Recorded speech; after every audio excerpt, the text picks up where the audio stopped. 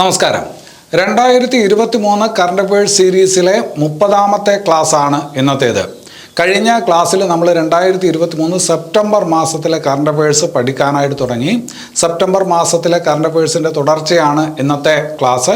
ഇതിനു മുമ്പുള്ള ക്ലാസ്സുകളെല്ലാം നിങ്ങൾ കാണുന്നുണ്ട് എന്ന് വിചാരിക്കുന്നു, അത് നന്നായിട്ട് പഠിക്കുന്നുണ്ട് എന്ന് വിചാരിക്കുന്നു. അതുപോലെ ആസ്ഥ അക്കാഡമിയുടെ ഓൺലൈൻ കോഴ്സുകളിൽ പങ്കെടുക്കുന്നതിനും ഞങ്ങളുടെ മറ്റ് സേവനങ്ങൾക്കുമായി ആസ്ഥ അക്കാഡമി കേരള എന്ന ഞങ്ങളുടെ ലേണിംഗ് ആപ്പ് ഡൗൺലോഡ് ചെയ്യുക. ഇവിടെ നടക്കുന്ന ക്ലാസ്സുകളുടെ PDF നോട്ട്സിനായിട്ട് ഞങ്ങളുടെ ടെലഗ്രാം ചാനലിൽ കൂടി അംഗമാവുക. ഞാൻ അജിത് സുമേരു. ഏവർക്കും ആസ്ഥ അക്കാഡമിയിലേക്ക് സ്വാഗതം.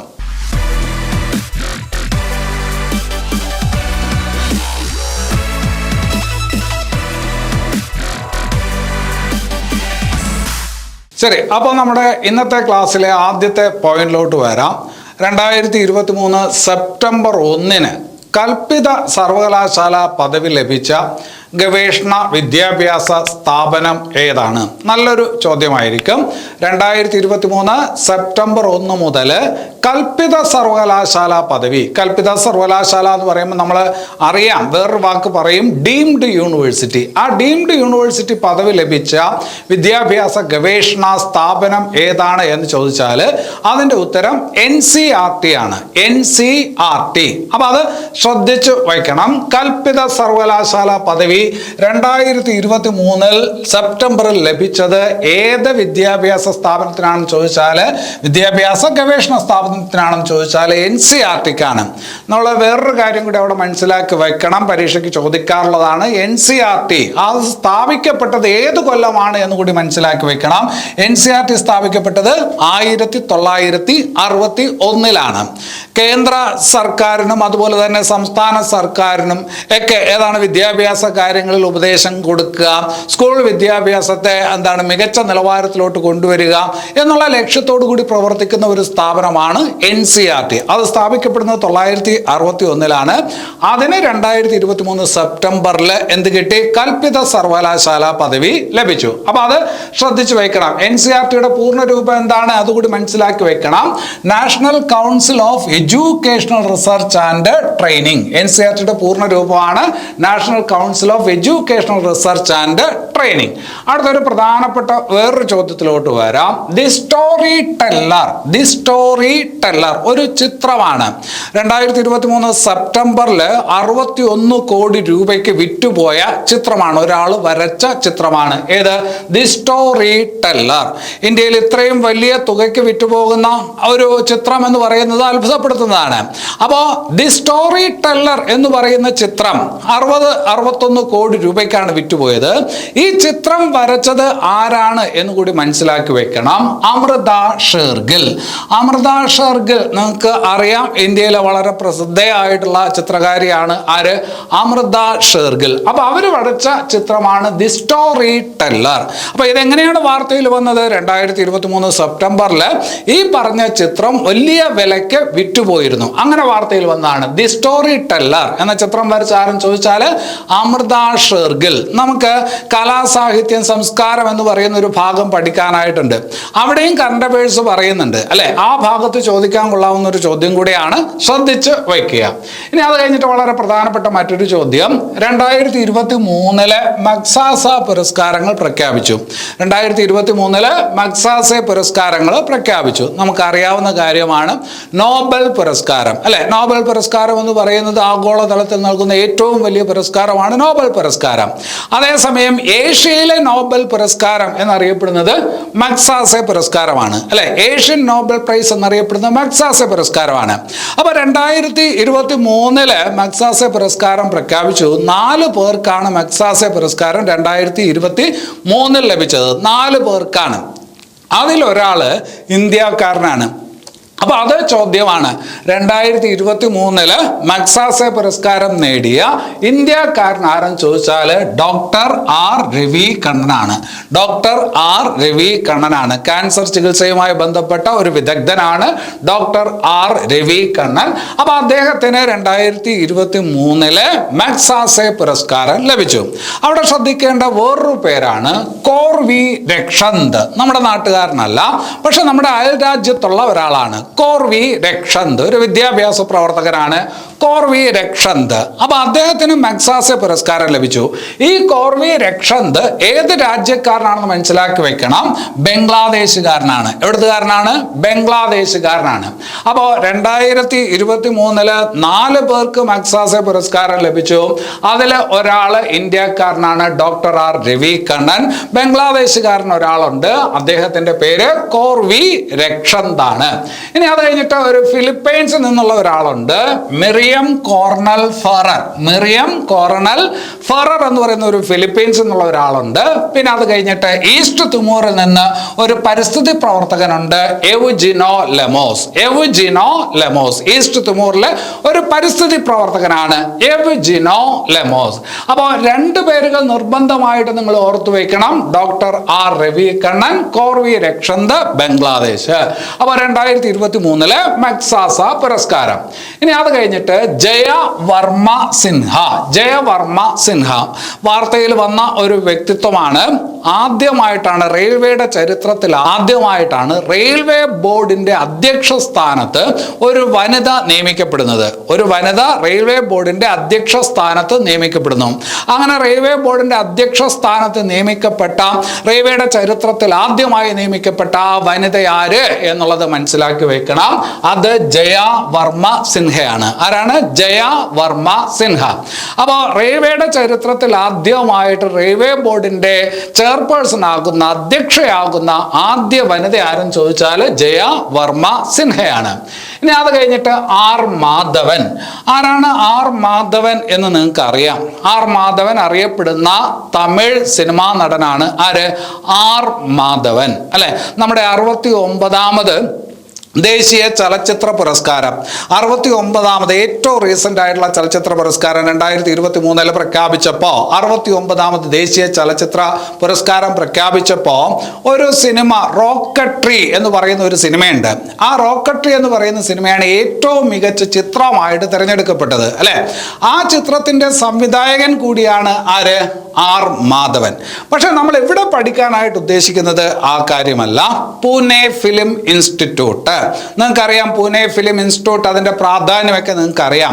ആ പൂനെ ഫിലിം ഇൻസ്റ്റിറ്റ്യൂട്ടിൻ്റെ ഡയറക്ടറായിട്ട്, അധ്യക്ഷനായിട്ട് കേന്ദ്ര ഗവൺമെൻറ് നിയമിക്കപ്പെട്ടത് ആരാണ് എന്ന് ചോദിച്ചാൽ ആർ മാധവനാണ്. പൂനെ ഫിലിം ഇൻസ്റ്റിറ്റ്യൂട്ടിൻ്റെ അധ്യക്ഷനായി നിയമിക്കപ്പെട്ടത് ആരാണ്? ആർ മാധവനാണ്. അത് പറയുമ്പോൾ കൊൽക്കത്തയിൽ സത്യജിത്ത് റായ് ഫിലിം ഇൻസ്റ്റിറ്റ്യൂട്ട് ഉണ്ട്. കൊൽക്കത്തയിലെ സത്യജിത്ത് റായ് ഫിലിം ഇൻസ്റ്റിറ്റ്യൂട്ട്. കൊൽക്കത്തയിലെ സത്യജിത്ത് റായ് ഫിലിം ഇൻസ്റ്റിറ്റ്യൂട്ടിന്റെ അധ്യക്ഷനായിട്ട് നിയമിക്കപ്പെട്ടത് ആരെന്ന് ചോദിച്ചാൽ മലയാള സിനിമാ നടനാണ്, സുരേഷ് ഗോപിയാണ്. കൊൽക്കത്തയിലെ സത്യജിത്ത് റായ് ഫിലിം ഇൻസ്റ്റിറ്റ്യൂട്ടിന്റെ അധ്യക്ഷനായി നിയമിക്കപ്പെട്ടത് സുരേഷ് ഗോപിയാണ്. ആർ മാധവൻ ഏതിന്റെ അധ്യക്ഷനാണ്? പൂനെ ഫിലിം ഇൻസ്റ്റിറ്റ്യൂട്ടിന്റെ അധ്യക്ഷനാണ്. അപ്പൊ അങ്ങോട്ടും ഇങ്ങോട്ടും മാറിപ്പോവരുത്. R Madhavan Pune film institute, അതേസമയം സുരേഷ് ഗോപി എവിടത്തെയാണ്? കൊൽക്കത്തയിലെ സത്യജിത്ത് റായ് ഫിലിം ഇൻസ്റ്റിറ്റ്യൂട്ടിന്റെ അധ്യക്ഷനായിട്ടാണ് 2023 സെപ്റ്റംബറിൽ നിയമിക്കപ്പെട്ടത്. ഇനി അത് കഴിഞ്ഞിട്ട് വേറൊരു വിവാദത്തിലോട്ട് വരാം. ഒരു രാജ്യം ഒരു തെരഞ്ഞെടുപ്പ്. ഒരു രാജ്യം ഒരു തെരഞ്ഞെടുപ്പ്. ലോക്സഭാ തെരഞ്ഞെടുപ്പ് നടക്കും, അതോടൊപ്പം തന്നെ നിയമസഭാ തെരഞ്ഞെടുപ്പുകളും നടത്തി കഴിഞ്ഞാൽ തെരഞ്ഞെടുപ്പ് ചെലവുകളൊക്കെ കുറയ്ക്കാനായിട്ട് പറ്റും, ആൾക്കാർക്കും സൗകര്യമാകും എന്നുള്ള രീതിയിൽ കേന്ദ്ര ഗവൺമെന്റ് ഒരു നിർദ്ദേശം മുമ്പോട്ട് വെച്ചു. അതാണ് ഒരു രാജ്യം ഒരു തെരഞ്ഞെടുപ്പ്. അതുമായി ബന്ധപ്പെട്ട് ഒരുപാട് വിവാദങ്ങളൊക്കെ ഉണ്ടായി. അപ്പൊ ആ പറഞ്ഞ കാര്യത്തെക്കുറിച്ച് പഠിക്കുന്നതിന് വേണ്ടിയിട്ട് കേന്ദ്ര ഗവൺമെന്റ് ഒരു സമിതിയെ നിയമിച്ചു. ഒരു രാജ്യം ഒരു തെരഞ്ഞെടുപ്പ് എന്ന ആശയത്തെക്കുറിച്ച് പഠിച്ച് റിപ്പോർട്ട് സമർപ്പിക്കുന്നതിന് വേണ്ടിയിട്ട് ഒരു സമിതിയെ നിയമിച്ചു. ആ സമിതിയുടെ അധ്യക്ഷൻ ആരാണ് എന്നുള്ളത് നല്ല ചോദ്യമായിരിക്കും. അത് രാംനാഥ് കോവിന്ദാണ്. രാംനാഥ് കോവിന്ദ് നമുക്കറിയാം, നമ്മുടെ മുൻ രാഷ്ട്രപതിയാണ്. അപ്പൊ ഒരു രാജ്യം ഒരു തെരഞ്ഞെടുപ്പ് എന്നുള്ള കാര്യത്തെക്കുറിച്ച് പഠിക്കുന്നതിന് കേന്ദ്ര സർക്കാർ നിയമിച്ച സമിതിയുടെ അധ്യക്ഷൻ ആര് എന്ന് ചോദിച്ചാൽ അത് രാംനാഥ് കോവിന്ദ് ആണ് എന്നുള്ളത് ഓർക്കുക. ഇനി അത് കഴിഞ്ഞിട്ട് വിവാദത്തിന്റെ കാര്യം പറഞ്ഞപ്പോൾ ഈ അടുത്ത കാലത്ത് ഇന്ത്യ എന്നുള്ള പേര് മാറ്റിയിട്ട് ഭാരതം എന്നുള്ള പേരാക്കണം എന്നുള്ള നിർദ്ദേശവും കാര്യങ്ങളും ഒക്കെ നമുക്ക് ചുറ്റും ഇങ്ങനെ ഉയർന്നു വന്നിരുന്നു അല്ലെ. അപ്പൊ അവിടെ ഒരു കാര്യം നിങ്ങൾ ശ്രദ്ധിക്കേണ്ടത്, ആ ഒരു സമയത്ത്, ആ ഒരു വിവാദം വരുന്ന സമയത്ത് നമ്മുടെ ഭരണഘടനയിലെ 1-ാമത്തെ വകുപ്പിൽ പറയുന്ന കാര്യം ഒന്ന് ഓർത്തു വെക്കണം. നമ്മുടെ ഭരണഘടനയിലെ 1-ാമത്തെ വകുപ്പ് അല്ലെ, ഭരണഘടനയിലെ ആദ്യത്തെ വകുപ്പിൽ പറയുന്നത് എന്താണ്? ഇന്ത്യ അഥവാ ഭാരതം സംസ്ഥാനങ്ങളുടെ കൂട്ടമായിരിക്കും. ഇന്ത്യ അഥവാ ഭാരതം സംസ്ഥാനങ്ങളുടെ കൂട്ടമായിരിക്കും. അതായത് ഇന്ത്യ എന്നുള്ള പേരിനും ഭാരതം എന്നുള്ള പേരിനും തുല്യ പരിഗണന കൊടുത്താണ് ഏത് പറയുന്നത്? വകുപ്പ് 1 പറയുന്നത്. അപ്പൊ ഇന്ത്യ അഥവാ ഭാരതം സംസ്ഥാനങ്ങളുടെ കൂട്ടമായിരിക്കും എന്ന് പ്രതിപാദിക്കുന്ന ഭരണഘടനാ വകുപ്പ് ഏത് എന്നൊരു ചോദ്യം. അങ്ങനെയാണെങ്കിൽ വകുപ്പ് 1 ആണ് അല്ലെ. അത് കറണ്ട് അഫയേഴ്സ് ഭാഗത്തെ ഒരു ചോദ്യമല്ല, പക്ഷെ കറണ്ട് അഫയേഴ്സ് ഭാഗത്ത് ചോദിക്കാൻ കൊള്ളാവുന്ന ഒരു ചോദ്യമാണ് ഇപ്പോഴത്തെ പുതിയ പശ്ചാത്തലത്തിൽ. അപ്പൊ അത് ഓർത്തു വയ്ക്കുക. ഇന്ത്യ അഥവാ ഭാരതം സംസ്ഥാനങ്ങളുടെ കൂട്ടമാണ് എന്ന് പ്രതിപാദിക്കുന്ന ഭരണഘടനാ വകുപ്പ് ഏതെന്ന് ചോദിച്ചാൽ വകുപ്പ് 1 ആണ്. ശരി, ഇനി അത് കഴിഞ്ഞിട്ട് വേറൊരു പോയിന്റിലോട്ട് വരാം. ശക്തികാന്ത ദാസ്. ആരാണ് ശക്തികാന്ത ദാസ് എന്ന് നമുക്കറിയാം. നമ്മുടെ റിസർവ് ബാങ്കിന്റെ ഗവർണറാണ് അല്ലെ. റിസർവ് ബാങ്ക് ഗവർണറാണ് ശക്തികാന്ത ദാസ്. ഇന്ത്യയുടെ കേന്ദ്ര ബാങ്കാണ് റിസർവ് ബാങ്ക് എന്ന് പറയും.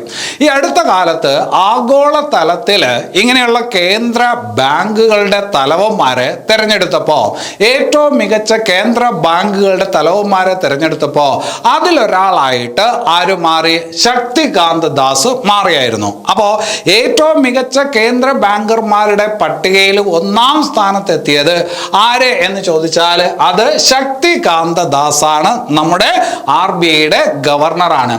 ഗ്ലോബൽ ഫിനാൻസ് മാഗസീൻ ആണ് അങ്ങനെ ഒരു തെരഞ്ഞെടുപ്പ് നടത്തിയത്. ഏറ്റവും മികച്ച കേന്ദ്ര ബാങ്കർമാരുടെ ഒരു തെരഞ്ഞെടുപ്പ്. ആ തെരഞ്ഞെടുപ്പിലെ ഏറ്റവും മികച്ച കേന്ദ്ര ബാങ്കറായിട്ട് തിരഞ്ഞെടുക്കപ്പെട്ടത് ആരെന്ന് ചോദിച്ചാൽ ശക്തികാന്ത ദാസ് ആണ് ഇന്ത്യയുടെ bank governor, reserve bank governor. ഇനി അത് കഴിഞ്ഞിട്ട് വളരെ പ്രധാനപ്പെട്ട ഒരു ചോദ്യം, വേൾഡ് ഫുഡ് പ്രൈസ് അല്ലെ, ലോക ഭക്ഷ്യ പുരസ്കാരം. നമ്മൾ പറയാറുണ്ട് ഹരിത വിപ്ലവത്തിന്റെ പിതാവ്. ഹരിത വിപ്ലവത്തിന്റെ പിതാവ് എന്ന് പറയുന്നത് ആരാണ്? നോർമൻ ബോർലാഗ് ആണ് അല്ലെ. മെക്സിക്കൻകാരനാണ് നോർമൻ ബോർലാഗ് ആണ് ഹരിത വിപ്ലവത്തിന്റെ പിതാവ്. അപ്പൊ അദ്ദേഹത്തിന്റെ പേരിൽ കൊടുക്കുന്ന പുരസ്കാരമാണ് വേൾഡ് ഫുഡ് പ്രൈസ് അല്ലെ, ലോക ഭക്ഷ്യ പുരസ്കാരം. ലോക ഭക്ഷ്യ പുരസ്കാരം നേടിയിട്ടുള്ള ഒരു മലയാളിയുണ്ട്, മങ്കൊമ്പുകാരനാണ്. ആരെന്ന് നിങ്ങൾക്ക് അറിയാം? MS സ്വാമിനാഥൻ. ലോക ഭക്ഷ്യ പുരസ്കാരം നേടിയിട്ടുള്ള മലയാളിയാണ് MS സ്വാമിനാഥൻ. ലോക ഭക്ഷ്യ പുരസ്കാരം കൊടുക്കുന്നത് ആരുടെ പേരിലാണ്? നോർമൻ ബോർലാഗിന്റെ പേരിലാണ്. 2023 ലോക ഭക്ഷ്യ പുരസ്കാരം കൊടുത്തു. 2023 ലോക ഭക്ഷ്യ പുരസ്കാരം കിട്ടിയത് ഒരു ഇന്ത്യക്കാരിക്കാണ്. ആർക്കെന്ന് ചോദിച്ചാൽ സോദി നായക്. 2023 ലോക ഭക്ഷ്യ പുരസ്കാരം ലഭിച്ച ശാസ്ത്രജ്ഞ ആരെന്ന് ചോദിച്ചാൽ സോദി നായക്കാണ്. ശ്രദ്ധിച്ചു വെക്കണം, നല്ല ചോദ്യമാണ്. ജയവർമ്മ സിൻഹയുടെ കാര്യം എന്താണ്? റെയിൽവേ ബോർഡിന്റെ അധ്യക്ഷയാകുന്ന ആദ്യ വനിത. ഡോക്ടർ രവി കണ്ണൻ 2023 മഗ്സാസെ അവാർഡ് നേടിയ ഇന്ത്യക്കാരൻ. കോർവി രക്ഷന്ത് 2023 മഗ്സാസെ അവാർഡ് നേടിയ ബംഗ്ലാദേശുകാരനാണ്. ആര്? കോർവി രക്ഷന്ത് അല്ലെ. അപ്പൊ ആ പേരുകൾ ഓർത്ത് വെക്കുക. സോദി നായക്കിനാണ് 2023 ലോക ഭക്ഷ്യ പുരസ്കാരം ലഭിച്ചത്. ഇനി അത് കഴിഞ്ഞിട്ട് 2021 ദാദാ സാഹേബ് ഫാൽക്കെ പുരസ്കാരം. 2021 ദാദാ സാഹേബ് ഫാൽക്കെ പുരസ്കാരം പ്രഖ്യാപിക്കുന്നത് 2023 2023 സെപ്റ്റംബറിലാണ് ഈ വാർത്ത വരുന്നത്. അപ്പോൾ 2021 ദാദാ സാഹേബ് ഫാൽക്കെ പുരസ്കാരം ലഭിച്ചത് ആർക്കെന്ന് ചോദിച്ചാൽ നിങ്ങൾക്ക് പരിചയമുള്ള ഒരു സിനിമാ നടിക്കാണ്, വഹീദ റഹ്മാൻ. ആരാണ്? വഹീദ റഹ്മാൻ അല്ലെ. അപ്പോൾ പ്രത്യേകം ശ്രദ്ധിക്കണം, 2023 ഈ അവാർഡ് പ്രഖ്യാപിച്ചത്. അത് 2021 ദാദാ സാഹേബ് ഫാൽക്കെ അവാർഡാണ്. ദാദാ സാഹേബ് ഫാൽക്കെ അവാർഡിനെ കുറിച്ച് പല ക്ലാസ്സുകളിലും നമ്മൾ സംസാരിച്ചിട്ടുണ്ട്. ഇന്ത്യയിലെ സിനിമാ മേഖലയിൽ നൽകുന്ന ഏറ്റവും വലിയ പുരസ്കാരമാണ് ദാദാ സാഹേബ് ഫാൽക്കെ പുരസ്കാരം എന്ന് നിങ്ങൾക്ക് അറിയാം.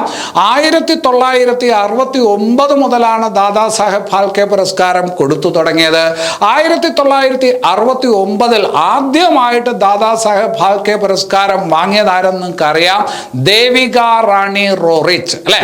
ദേവിക റാണി റോറിച്ച് ആണ് ആദ്യമായിട്ട് 1969 ദാദാ സാഹേബ് ഫാൽക്കെ പുരസ്കാരം നേടിയത്.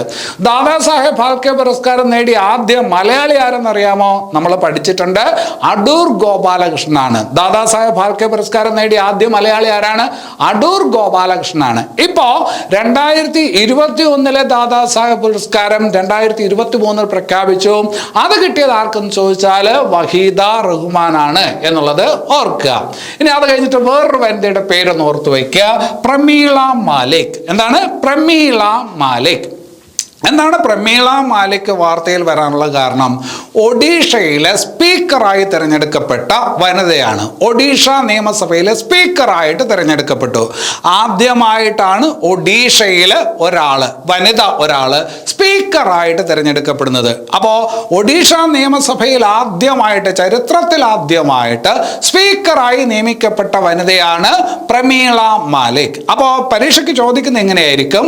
പ്രമീള മാലിക് ഏത് സംസ്ഥാന നിയമസഭയിലെ സ്പീക്കറാണ് എന്ന് ചോദിച്ചാൽ ഏതാണ്? ഒഡീഷ, അല്ലെ? അതുപോലെ ജയവർമ്മ സിൻഹ എങ്ങനെയാണ്? ജയവർമ്മ സിൻഹ റെയിൽവേ ബോർഡിന്റെ അധ്യക്ഷയാകുന്ന ആദ്യ വനിത. ശരി, അടുത്ത ഒരു ചോദ്യത്തിലോട്ട്. ആധാർ ലിങ്ക്ഡ് ജനന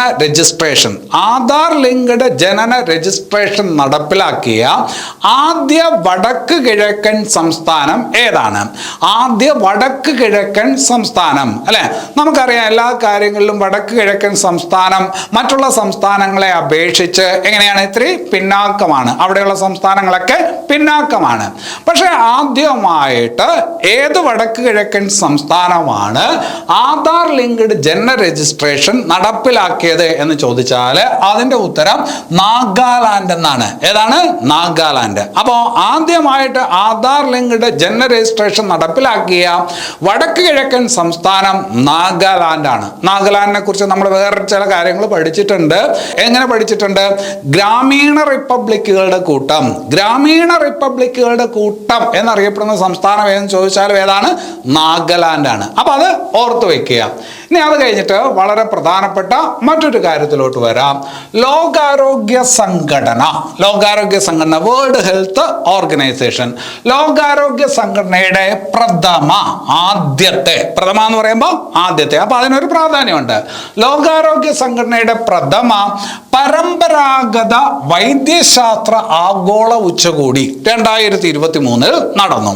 ലോകാരോഗ്യ സംഘടനയുടെ ആദ്യത്തെ പരമ്പരാഗത വൈദ്യശാസ്ത്ര ആഗോള ഉച്ചകോടി 2023 നടന്നു. എവിടെയാണ് നടന്നതെന്നറിയാമോ? ഗുജറാത്തിലാണ്.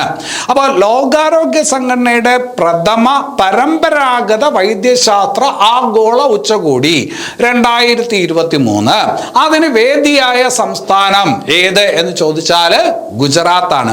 അവിടെ മനസ്സിലാക്കേണ്ടത് പരമ്പരാഗത വൈദ്യശാസ്ത്രം നമ്മൾ പറയുമ്പോൾ നാട്ടുവൈദ്യം എന്നൊക്കെ പറയും. പൊതുവിൽ നാട്ടുവൈദ്യം എന്നൊക്കെ പറയും, അല്ലെ? നമ്മുടെ നാട്ടിൻപുറത്തൊക്കെ പല രോഗങ്ങൾക്കുള്ള ഒറ്റമൂലിയൊക്കെ ചില വൈദ്യന്മാർക്ക് അറിയാമായിരിക്കും. അങ്ങനെയുള്ള പരമ്പരാഗത വൈദ്യശാസ്ത്രം, അങ്ങനെയുള്ള പരമ്പരാഗത വൈദ്യശാസ്ത്രത്തിന്റെ ആഗോള ഉച്ചകോടി 2023 ലോകാരോഗ്യ സംഘടന നടത്തിയത് എവിടെ വെച്ചാണ്? ആദ്യത്തെ ഉച്ചകോടിയാണ്. എവിടെ വെച്ചാണ്? ഗുജറാത്തിൽ വെച്ചിട്ടാണ്. അപ്പൊ അത് ഓർത്തു വെക്കുക. അപ്പൊ അവിടെ ഒരു ചോദ്യം നിങ്ങൾ പ്രതീക്ഷിക്കണം. എന്താണ് ഗുജറാത്ത് പ്രഖ്യാപനം? ലോകാരോഗ്യ സംഘടനയുടെ ഗുജറാത്ത് പ്രഖ്യാപനം എന്തുമായി ബന്ധപ്പെട്ടിരിക്കുന്നു എന്നൊരു ചോദ്യം കൂടി പ്രതീക്ഷിക്കണം. ലോകാരോഗ്യ സംഘടനയുടെ ഗുജറാത്ത് പ്രഖ്യാപനം എന്തുമായി ബന്ധപ്പെട്ടിരിക്കുന്നു എന്ന് ചോദിച്ചാൽ പരമ്പരാഗത വൈദ്യശാസ്ത്രവുമായി ബന്ധപ്പെട്ടിരിക്കുന്നു. അപ്പൊ ഈ ഉച്ചകോടി നടന്നപ്പോൾ പരമ്പരാഗത വൈദ്യശാസ്ത്രം അതിന്റെ നല്ല വശങ്ങൾ ജനക്ഷേമത്തിന് വേണ്ടിയിട്ട് അല്ലെങ്കിൽ ആരോഗ്യ കാര്യങ്ങൾക്ക് വേണ്ടിയിട്ട് ഉപയോഗിക്കുന്നതിന് വേണ്ടിയിട്ടുള്ള ഒരു സന്നദ്ധത ഈ പറഞ്ഞ ഉച്ചകോടിയുടെ ഭാഗമായിട്ട് പ്രഖ്യാപിക്കപ്പെട്ടു. അപ്പൊ അതാണ് ഗുജറാത്ത് പ്രഖ്യാപനം. അപ്പൊ ലോകാരോഗ്യ സംഘടന അവരുടെ ആദ്യത്തെ പ്രഥമ പരമ്പരാഗത വൈദ്യശാസ്ത്ര ഉച്ചകോടി, ആഗോള ഉച്ചകോടി നടത്തിയത് 2023 ഗുജറാത്തിലാണ്. അതിന്റെ ഭാഗമായിട്ട് പരമ്പരാഗത വൈദ്യശാസ്ത്രം അതിന്റെ സാധ്യതകൾ അത് ജനങ്ങൾക്ക് കൂടുതൽ ഉപകാരമാക്കുന്നതിന് വേണ്ടിയിട്ടുള്ള പ്രതിബദ്ധത പറയുന്ന പ്രഖ്യാപനമാണ് ഏത്? ഗുജറാത്ത് പ്രഖ്യാപനം. അപ്പൊ അത് ഓർത്തു വയ്ക്കണം. അപ്പൊ എന്താണ് ഗുജറാത്ത് പ്രഖ്യാപനം എന്ന് പറഞ്ഞാൽ എന്നുള്ളതിന് ഒരു ഉത്തരം വേണം. ശരി, അടുത്തൊരു ഭാഗം ഇന്ത്യയുടെ ആദ്യത്തെ സോളാർ നഗരം, ഇന്ത്യയുടെ ആദ്യത്തെ സോളാർ നഗരം നമ്മൾ നേരത്തെ പഠിച്ചിട്ടുണ്ട്. ഇന്ത്യയിലെ ആദ്യത്തെ സോളാർ ഗ്രാമം പഠിച്ചിട്ടുണ്ട്. അത് ഗുജറാത്തിലെ മൊധേരയാണ്. കറണ്ട് അഫയേഴ്സ് ഭാഗത്ത് തന്നെ നമ്മൾ നേരത്തെ പഠിച്ചിട്ടുള്ളതാണ്. ഇന്ത്യയിലെ ആദ്യത്തെ സോളാർ ഗ്രാമം എന്നുള്ളതിന് ഉത്തരം പഠിച്ചിട്ടുണ്ട്. ഗുജറാത്തിലെ മൊധേരയാണ് ഇന്ത്യയിലെ ആദ്യത്തെ സോളാർ ഗ്രാമം എന്ന് പഠിച്ചിട്ടുണ്ട്. അതേസമയം ഇന്ത്യയുടെ ആദ്യത്തെ സോളാർ നഗരം ഏത് എന്ന് ചോദിച്ചാൽ അത് സാഞ്ചി ആണ്. ഏതാണ്? സാഞ്ചി. സാഞ്ചി സ്തൂപം എന്നൊക്കെ കേട്ടിട്ടില്ലേ? ആ സാഞ്ചിയാണ് ഇന്ത്യയിലെ ആദ്യത്തെ സോളാർ നഗരം. സാഞ്ചി എവിടെയാണെന്ന് അറിയാമോ? മധ്യപ്രദേശിലാണ്. സാഞ്ചി സ്തൂപം എവിടെയാണെന്നും പരീക്ഷയ്ക്ക് ചോദിക്കാറുണ്ട്. മധ്യപ്രദേശിലാണ്. അപ്പൊ ഇന്ത്യയുടെ ആദ്യത്തെ സോളാർ നഗരം സാഞ്ചിയാണ്. ഇന്ത്യയുടെ ആദ്യത്തെ സോളാർ ഗ്രാമം ഗുജറാത്തിലെ മൊധേരയാണ് എന്നുള്ളത് ഓർത്തു വയ്ക്കുക. ഇനി അത് കഴിഞ്ഞിട്ട് ഒരു പദ്ധതിയിലോട്ട് വരാം. ഗ്രഹലക്ഷ്മി പദ്ധതി. എന്താണ് ഗ്രഹലക്ഷ്മി പദ്ധതി? എന്താണ് ഗ്രഹലക്ഷ്മി പദ്ധതി? വീട്ടമ്മമാർക്ക്, അതായത് കുടുംബനാഥരായിട്ടുള്ള വീട്ടമ്മമാർക്ക് പ്രതിമാസം 2000 രൂപ വച്ച് നൽകുന്ന സർക്കാർ പദ്ധതിയാണ് ഏത്? ഗ്രഹലക്ഷ്മി പദ്ധതി. അപ്പൊ ഈ ഗ്രഹലക്ഷ്മി പദ്ധതി നടപ്പിലാക്കുന്ന സംസ്ഥാനം ഏതാണ് എന്ന് ചോദിക്കാം. ചോയ്സിലെ കേരളം കാണും, കർണാടക കാണും, തമിഴ്നാട് കാണും, തെലങ്കാന കാണും. അപ്പൊ അങ്ങനെ തന്നാൽ ഏതാണ് ഗ്രഹലക്ഷ്മി പദ്ധതി? അല്ലെ, നല്ല പദ്ധതിയല്ലേ? വീട്ടമ്മമാർക്ക്, കുടുംബനാഥരായിട്ടുള്ള വീട്ടമ്മമാർക്ക് പ്രതിമാസം 2000 രൂപ വെച്ച് കൊടുക്കുന്ന പദ്ധതി. അതിന് കൊടുത്തിരിക്കുന്ന പേരാണ് ഏത്? ഗ്രഹലക്ഷ്മി പദ്ധതി. അപ്പൊ ഈ പദ്ധതി നടപ്പിലാക്കുന്ന സംസ്ഥാനം ഏതെന്ന് ചോദിച്ചാൽ ആ സംസ്ഥാനം കർണാടകയാണ്. ഏതാണ്? കർണാടക. അത് പറയുമ്പോൾ തമിഴ്നാട്ടിലും ഇതുപോലെ ഒരു പദ്ധതിയുണ്ട്. അതായത് വീട്ടമ്മമാർക്ക് 1000 രൂപ വെച്ച് കൊടുക്കുന്ന ഒരു പദ്ധതി തമിഴ്നാട്ടിലുമുണ്ട്. അപ്പൊ ആ പദ്ധതി എന്ന് പറയുന്നത് കലൈഞ്ചർ മകളർ ഉരുമൈ എന്നാണ്. കലൈഞ്ചർ മകളർ ഉരുമൈ എന്നാണ്. അത് പേര് കേൾക്കുമ്പോൾ തന്നെ നിങ്ങൾക്ക് ഉത്തരം എഴുതാനായിട്ട് പറ്റും. കലൈഞ്ചർ മകളർ ഉരുമൈ പദ്ധതി ഏത് സംസ്ഥാനമാണ് നടപ്പിലാക്കുന്നതെന്ന് ചോദിച്ചാൽ നിങ്ങൾ കേരളം എന്ന് എന്തായാലും എഴുതത്തില്ല. അതിന് നിങ്ങൾ എന്തെന്ന് തന്നെ എഴുതും? തമിഴ്നാട് തന്നെ എഴുതും. പക്ഷെ ഗ്രഹലക്ഷ്മി പദ്ധതി എന്തുമായി ബന്ധപ്പെട്ടിരിക്കുന്നു? ഏത് സംസ്ഥാനമാണ് എന്ന് ചോദിച്ചാൽ ആശയക്കുഴപ്പം വരും. അത് കർണാടകയാണ് എന്ന് മനസ്സിലാക്കുക. അപ്പോൾ കലൈഞ്ചർ മകളർ ഉരുമൈ പദ്ധതി അത് എന്താണ്? വീട്ടമ്മമാർക്ക് 1000 രൂപ വെച്ച് കൊടുക്കുന്ന തമിഴ്നാട് സർക്കാരിന്റെ പദ്ധതി.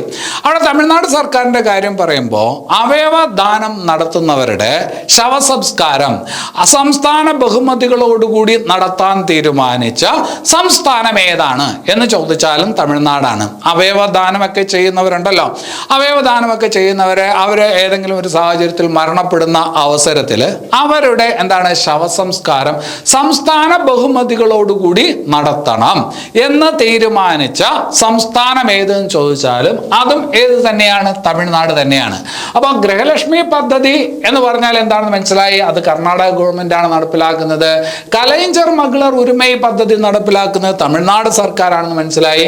അവയവദാനം നടത്തുന്നവരുടെ എന്താണ്? അവരുടെ ഈ പറഞ്ഞ ശവസംസ്കാരം സംസ്ഥാന ബഹുമതികളോടുകൂടി നടത്താൻ തീരുമാനിച്ച സംസ്ഥാനം ഏതെന്ന് ചോദിച്ചാൽ അതും ഏതാണ്? തമിഴ്നാടാണ്. അപ്പൊ അത്രയും കാര്യം ഓർത്തു വയ്ക്കുക. ഇനി അത് കഴിഞ്ഞിട്ട് വേറൊരു ചോദ്യത്തിലോട്ട്. 2023 ആഗോള സുഗന്ധ വ്യഞ്ജന സമ്മേളനം, 2023 ആഗോള സുഗന്ധ വ്യഞ്ജന സമ്മേളനത്തിന് വേദിയായ ഇന്ത്യൻ നഗരം. 2023 ആഗോള സുഗന്ധ വ്യഞ്ജന സമ്മേളനം നടന്നത് എവിടെ വെച്ചാണ് എന്ന് ചോദിച്ചാൽ മുംബൈയിൽ വെച്ചിട്ടാണ്. അല്ലെ, ലോകാരോഗ്യ സംഘടനയുടെ നേതൃത്വത്തിൽ എന്തോന്ന് നടന്നു? അത് ഗുജറാത്തിൽ വെച്ചിട്ടാണ്. അതേസമയം ആഗോള സുഗന്ധ വ്യഞ്ജന സമ്മേളനത്തിന് വേദിയായ ഇന്ത്യൻ നഗരം എന്ന് ചോദിച്ചാൽ അത് മുംബൈ ആണ് എന്നുള്ളത് ഓർക്കുക. ഇനി അത് കഴിഞ്ഞിട്ട് പരീക്ഷയ്ക്ക് ചോദിക്കാൻ കൊള്ളാവുന്ന ഒരു ചോദ്യം. ഒരു ശങ്കരാചാര്യ പ്രതിമ ഈ അടുത്ത കാലത്ത് അനാവരണം ചെയ്യപ്പെട്ടു. ശങ്കരാചാര്യ പ്രതിമ 108 അടി ഉയരമുള്ള ശങ്കരാചാര്യ പ്രതിമ ഈ അടുത്ത കാലത്ത് അനാവരണം ചെയ്യപ്പെട്ടു. ആ പ്രതിമയെ ഏകാത്മക പ്രതിമ എന്നും പറയാറുണ്ട്. ശങ്കരാചാര്യ പ്രതിമയാണ് ഏകാത്മക പ്രതിമ എന്നാണ് അതിന് പേര് കൊടുത്തിരിക്കുന്നത്. 108 അടി ഉയരത്തിലുള്ള പ്രതിമ. ആ പ്രതിമ അനാവരണം ചെയ്യപ്പെട്ടത് ഏത് സംസ്ഥാനത്തിലാണ് എന്ന് ചോദിച്ചാൽ ചോദിച്ചാൽ അത് ഏത് സംസ്ഥാനത്തിലാണ്? അത് മധ്യപ്രദേശിലാണ്. അപ്പോൾ ശങ്കരാചാര്യ പ്രതിമ ഈ അടുത്ത കാലത്ത് അനാവരണം ചെയ്യപ്പെട്ടു, ഏകാത്മക പ്രതിമ എന്ന പേര്. അത് ഏത് സംസ്ഥാനത്താണ് എന്ന് ചോദിച്ചാൽ മധ്യപ്രദേശിലാണ്. മധ്യപ്രദേശിൽ ഹിന്ദുക്കളുടെ ഒരു തീർത്ഥാടന സ്ഥലമുണ്ട്, ഓംകാരേശ്വർ എന്ന് പറയുന്ന ഒരു തീർത്ഥാടന സ്ഥലമുണ്ട്. ആ ഓംകാരേശ്വറിലാണ് ഈ 108 അടി ഉയരത്തിലുള്ള ശങ്കരാചാര്യ പ്രതിമ, ഏകാത്മക പ്രതിമ അനാവരണം ചെയ്യപ്പെട്ടത് എന്നുള്ളത് ഓർത്ത് വയ്ക്കുക. അതുപോലെ മധ്യപ്രദേശിന്റെ കാര്യം പറയുമ്പോൾ പരീക്ഷയ്ക്ക് ചോദിക്കാൻ കൊള്ളാവുന്ന ഒരു ചോദ്യമാണ് വീരാംഗന ദുർഗാവതി ടൈഗർ റിസർവ്. ഈ അടുത്ത കാലത്തായിട്ട് വന്ന ഒരു കടുവാ സങ്കേതമാണ് വീരാംഗന ദുർഗാവതി ടൈഗർ റിസർവ്. പരീക്ഷയുടെ ചോദ്യപേപ്പറൊക്കെ നോക്കിക്കഴിഞ്ഞാൽ ഇങ്ങനെയുള്ള ചോദ്യങ്ങൾ നിങ്ങൾക്ക് കാണാനായിട്ട് പറ്റും. അപ്പൊ ഈ അടുത്ത കാലത്തായിട്ട് വന്ന ഒരു ടൈഗർ റിസർവ് ആണ് വീരാംഗന ദുർഗാവതി ടൈഗർ റിസർവ്. ഇത് എവിടെയാണ് എന്ന് ചോദിച്ചാലും മധ്യപ്രദേശിലാണ്. അപ്പോൾ ശങ്കരാചാര്യ പ്രതിമയും ഈ പറഞ്ഞ എവിടെയാണ്? മധ്യപ്രദേശിലാണ്. അതുപോലെ വീരാംഗന ദുർഗാവതി ടൈഗർ റിസർവ് എവിടെയാണ്? മധ്യപ്രദേശിലാണ് എന്നുള്ളത് ഓർത്തു വെക്കുക.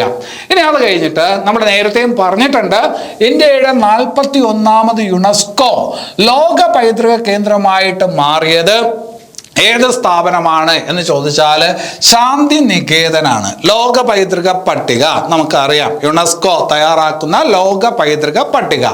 അതിൽ ഈ പറഞ്ഞ ഇടം പിടിച്ച ഒരു ഇന്ത്യൻ കേന്ദ്രം എന്ന് പറയുമ്പോൾ ഇന്ത്യയിലെ 41ാമത് കേന്ദ്രമാണ്. ഇന്ത്യയിലെ 41ാമത് കേന്ദ്രമാണ്.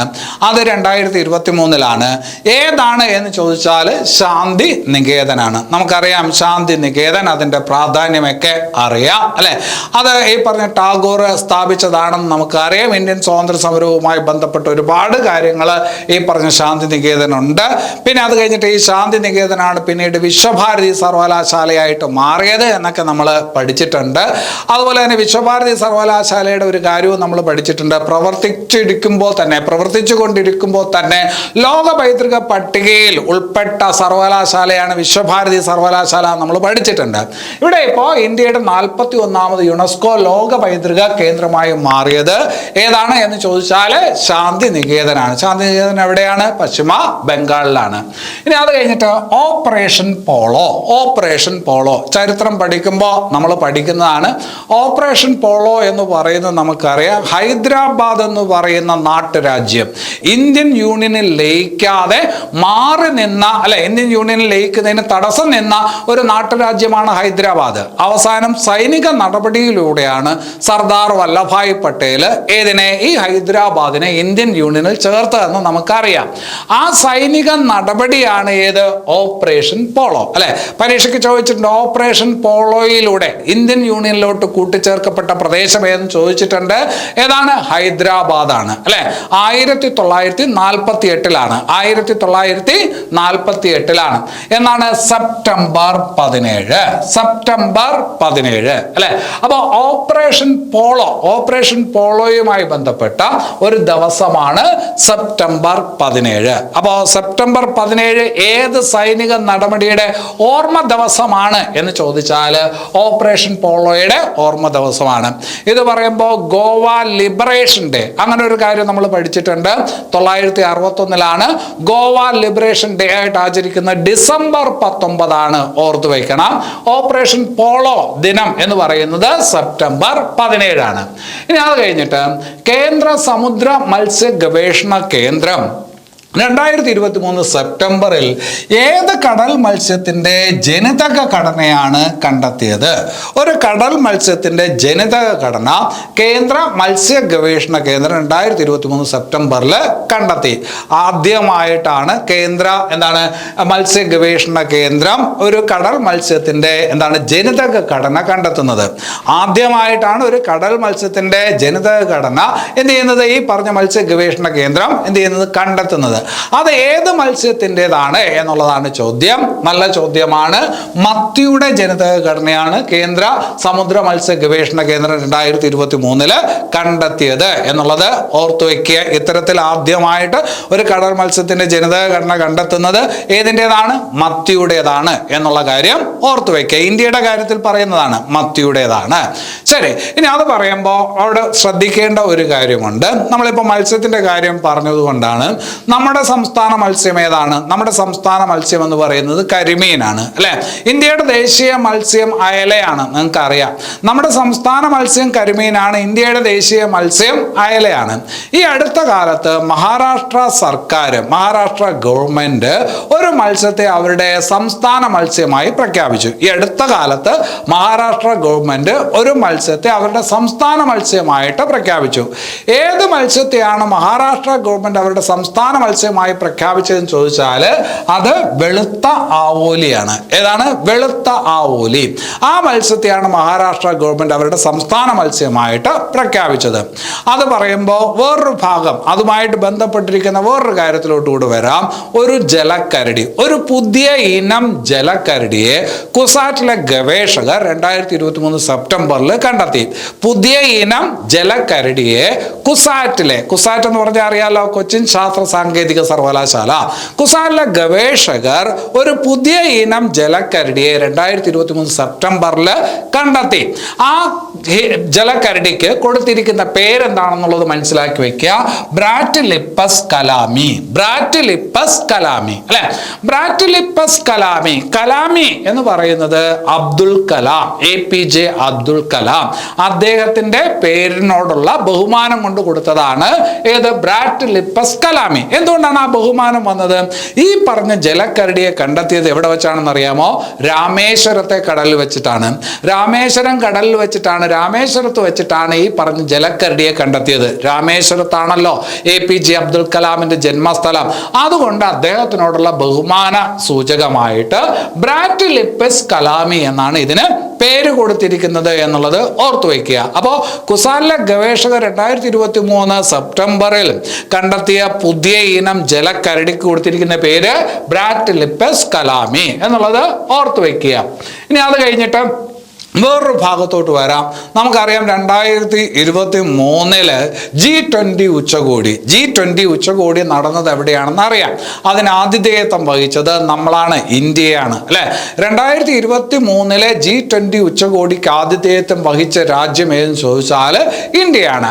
അപ്പൊ പല രാജ്യങ്ങളിൽ നിന്നുള്ള പ്രതിനിധികൾ എവിടെ വരുന്നു? ഇന്ത്യയിൽ വരുന്നു, അല്ലെ?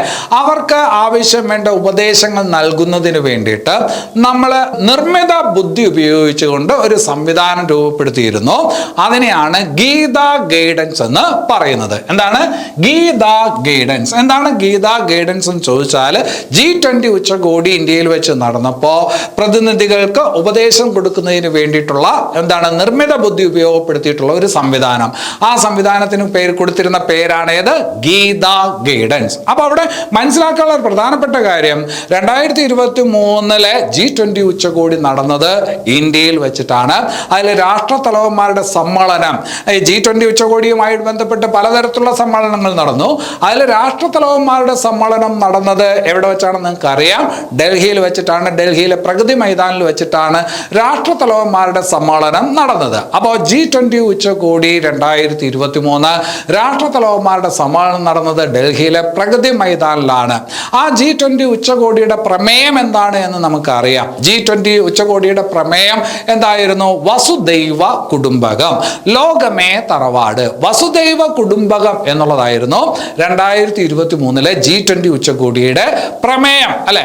അത് മഹാ ഉപനിഷത്ത് എന്ന് പറയുന്ന ഉപനിഷത്തുണ്ട്. ആ മഹാ ഉപനിഷത്തിലെ വാക്യമാണ് വസുദൈവ കുടുംബകം. പരീക്ഷയ്ക്ക് മുമ്പ് ചോദിച്ചിട്ടുണ്ട്, വസുദൈവ കുടുംബകം എന്ന് പറയുന്ന ആപ്തവാക്യം ഏത് ഉപനിഷത്തിലേതാണ് എന്ന് ചോദിച്ചിട്ടുണ്ട്.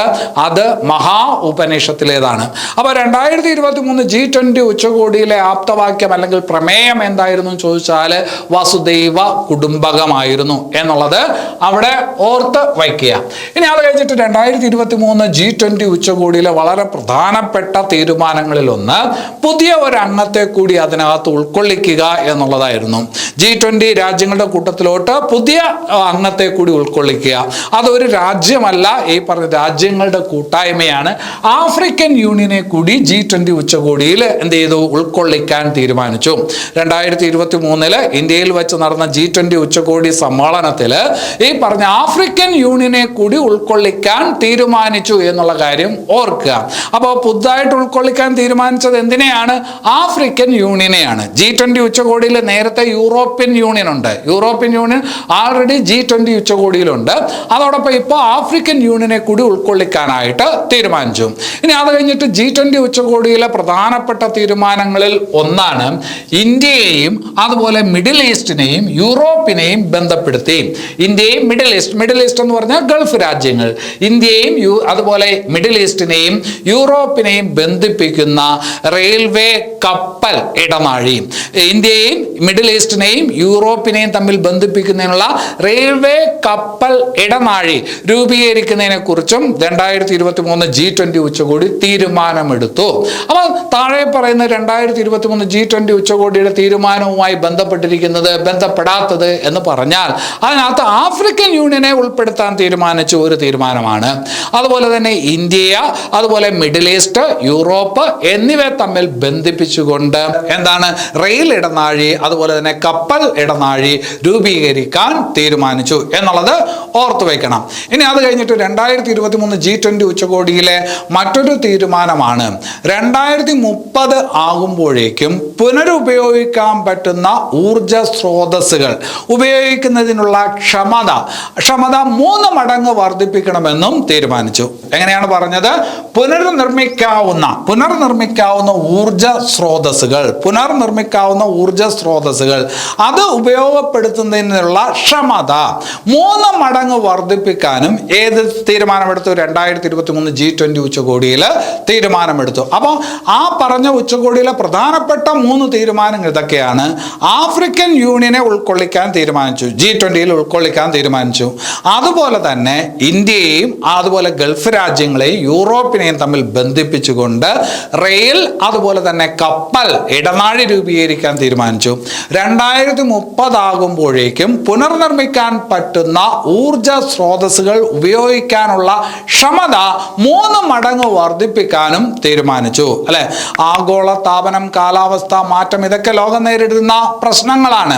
അപ്പോൾ ഫോസിൽ ഇന്ധനങ്ങളൊക്കെ ഉപയോഗിക്കുന്ന സ്ഥലത്ത് പുനർനിർമ്മിക്കാവുന്ന മറ്റ് ഇന്ധനങ്ങൾ, അതായത് ഈ പറഞ്ഞ പ്രകൃതിക്ക് അനുഗുണമായിട്ടുള്ള ഇന്ധനങ്ങൾ ഉപയോഗിക്കുന്നതിൽ കൂടുതൽ ക്ഷമത അത് 3 മടങ്ങ് കണ്ട് വർദ്ധിപ്പിക്കാൻ ഈ പറഞ്ഞ 2023 G20 ഉച്ചകോടി തീരുമാനിച്ചു എന്നുള്ളതാണ്.